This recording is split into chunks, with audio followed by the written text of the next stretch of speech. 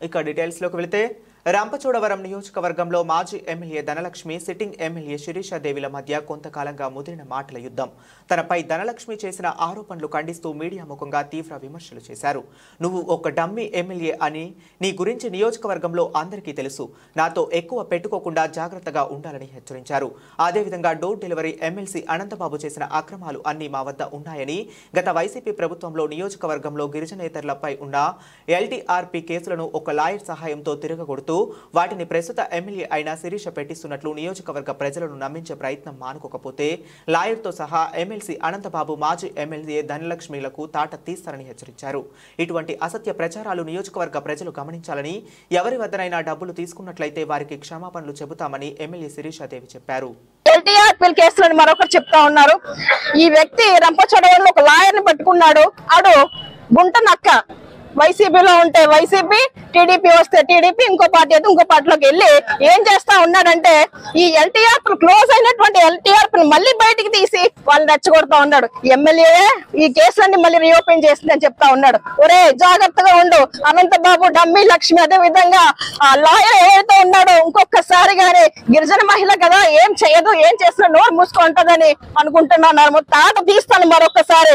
ఏం చేయడానికి కానీ వెనకాలను గిరిజన మహిళ ఈ రోజు మీరు అందరూ కూడా ఒక అంగన్వాడీ కార్యకర్తగానే చూశారు. రాబోయే రోజుల్లో కూడా ఒక ఖాళీగా కూడా చూసే రోజు ముందు ఉంటది. దయచేసి మీరు అందరూ గమనించాలి. నా ప్రజలందరూ కూడా ఒకటే కోరుకుంటా ఉన్నాను.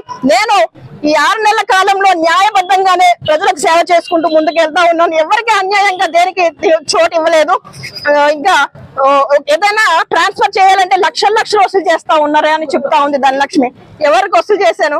ఏ ఒక్క వ్యక్తి అయినా వచ్చి ఎమ్మెల్యేకి నేను 1,00,000 రూపాయలు ఇచ్చాను, 10,000 ఇచ్చాను, 5,000 ఇచ్చానని ఒప్పుకుంటే ఈ రోజు నా యొక్క ఎమ్మెల్సీ పదవికి రాజీనామా చేయడానికి సిద్ధంగా ఉన్నాను. ప్రజలందరూ కూడా గమనించాలి.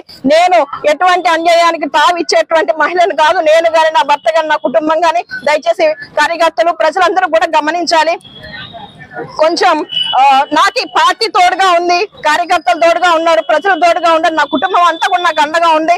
ఎవరు చూస్తూ ఊరుకునే పరిస్థితి లేదు. కాబట్టి ప్రజలందరినీ ఒకటి కోరుకుంటా ఉన్నారు. ఇలాంటి బూటకపు మాటలు, అదే విధంగా ఎలక్షన్ టైంలో ఏ విధంగా అయితే అనంతబాబు, ధనలక్ష్మిని మీరు గదిమి కొట్టారో ఇలాంటి ప్రచారాలు చేసేటువంటి చెడ్డ మహిళలను, చెడ్డ వ్యక్తులను కూడా మన ప్రాంతానికి వస్తే వారందరినీ తరిమి కొట్టాలని కోరుకుంటా ఉన్నాను. ఎందుకంటే ఎవరైనా మంచి చేస్తా ఉంటే అప్రిషియేట్ చేయాలి, ఇంకా మంచి పనులు చేయాలని చెప్పాలి. కానీ ఇంకా దిగజారు రాజకీయాలు చేస్తున్నటువంటి పరిస్థితి. ఇకనైనా ధనలక్ష్మి నీకు ఒకటే కోరుకుంటా ఉన్నాను. ప్రతిపక్షంలో ఉన్నటువంటి నీ ఇన్ఛార్జ్ పదవిని కాస్త ఇకైనా అనంతబాబు చేతుల్లో కాకుండా దాన్ని కాపాడుకొని ఆ పదవికి నువ్వు న్యాయం చేస్తే నీకే బాగుంటుందని మరొకసారి కోరుకుంటూ, ఇకనైనా ఇలాంటి సిగ్గుమారిన నీచపు రాజకీయాలు చేయకుండా ఒక మహిళగా, ఒక నికాసైన మహిళగా నువ్వు బతికితే బాగుంటుందని మరొకసారి కోరుకుంటా ఉన్నాను. ఇకనైనా నువ్వు నీ కుటుంబం దగ్గర, నీ భర్త దగ్గరకు వెళ్ళి ప్రశాంతంగా నీ యొక్క జీవితాన్ని గడిపితే బాగుంటుంది తప్ప ఆ ఎల్లవరంలో ఆ డోర్ డెలివరీ గారి దగ్గర ఉన్నావు అనుకో, ఆ సుబ్రహ్మణ్యానికి ఎలాంటి పరిస్థితి వచ్చిందో నీకు కూడా అలాంటి పరిస్థితి వచ్చే అవకాశాలు ఉన్నాయి. కాబట్టి దయచేసి నీకోసమే నేను మాట్లాడుతా ఉన్నాను. ఎందుకంటే నువ్వు కూడా నా గిరిజన మహిళవే, నీ బాధ్యత కూడా నా మీద ఉంది. ఎందుకంటే నువ్వు కూడా నా కాన్స్టిట్యున్సీలో ఉన్నావు. నీకేమైనా సరే రెస్పాండ్ అవ్వాల్సింది నేనే. కాబట్టి గమనించమ్మా తల్లి. ఏమంటుంది? పౌడర్ రాసుకొని అంట. ఏంటి పౌడర్? నన్నంటే ఓకే, మా ఆయన అన్నారు నేను నల్లగా ఉన్నాను కదా, నన్నంటే ఓకే కానీ నిన్నెందుకు కదా అని అంటున్నారు. ఇలాంటి పరిస్థితి అంటే తిరిగి నాకు మైండ్ సరిగ్గా పనిచేయదు అంటుంది. ఏ రోజైనా అసెంబ్లీలో మాట్లాడిందా మీరు చూసారా?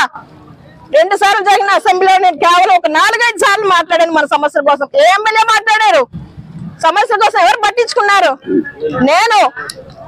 నేను ఎలక్షన్ 3 నెలల్లో రాజకీయాలకు రావడం జరిగింది.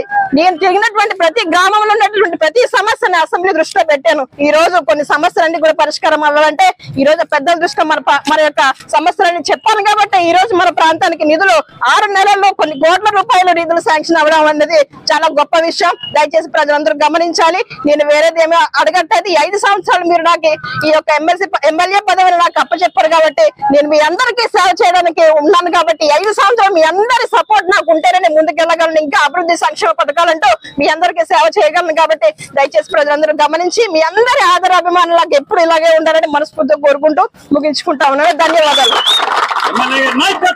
కార్యకర్తకి ఇబ్బంది పెట్టిన దాఖలే లేవు, ఎవరిని కూడా ఇబ్బంది పెట్టలేదు. నేను మా కార్యకర్తలు చాలా మంది అమ్మా మన ఎమ్మెల్యే అయ్యాం, వాళ్ళ ఎమ్మెల్యేగా ఉన్నప్పుడు ఇన్ని రకాలుగా ఇబ్బంది పెట్టారు, మమ్మల్ని చాలా దారుణంగా హింసించారు, మనం కూడా వాళ్ళకి అలాగే చేద్దామన్నారు. మనం ఆ విధంగా వెళ్ళారని మనం కూడా అలాగే వెళ్తే వాళ్ళకి మనకి తేడా ఉండదు. దయచేసి శాంతంగా ఉండండి. మన చంద్రబాబు నాయుడు గారి యొక్క ఉద్దేశం అలా కాదు, ఆయన సిద్ధాంతాలు కట్టుబడి ఉన్నటువంటి వ్యక్తి. మనం కూడా ఆ విధంగానే ముందుకెళ్లాలని నా యొక్క కార్యకర్తలను చెప్పుకుంటూ నేను అలాగా ప్రశాంతంగా వాళ్ళందరినీ కూడా చెప్పుకుంటూ ఉన్నటువంటి పరిస్థితిలో వీళ్ళు ఇంకా మమ్మల్ని రెచ్చగొడతా ఉన్నారు. అంటే వాళ్ళు అక్రమంగా పరిపాలించారు, మేము కూడా అలాగే పరిపాలించాలి, అది వాళ్ళ యొక్క ఉద్దేశం. ఈ రోజు ప్రజలందరికీ కూడా తెలుసు పరిస్థితి ఏంటో అనేసి. కాకపోతే నేను ఎక్స్ప్లెనేషన్ ఇచ్చుకోవాల్సిన అవసరం లేదు, మీ యొక్క బాగోతాలన్నీ ప్రజలకు తెలుసు, అందరూ చూస్తూనే ఉన్నారు. కాబట్టి ఈ రోజు బుద్ధి చెప్పి ఇంకోటి ఈవీఎం ద్వారా లెగ్గామని మాట్లాడుతుంది. ఎంత సిగ్గుసేట అసలు ధనలక్ష్మికి బుద్ధి ఉందా అని అడుగుతా ఉన్నాను. పోనీలే ఈవీఎం ద్వారా నేను లెగ్గాను అనుకో, బట్ బ్యాలెట్ ఓట్లు ఏమైనాయి? బ్యాలెట్ ఓటింగ్ ఎంప్లాయీస్ ఎంతమంది వేశారు?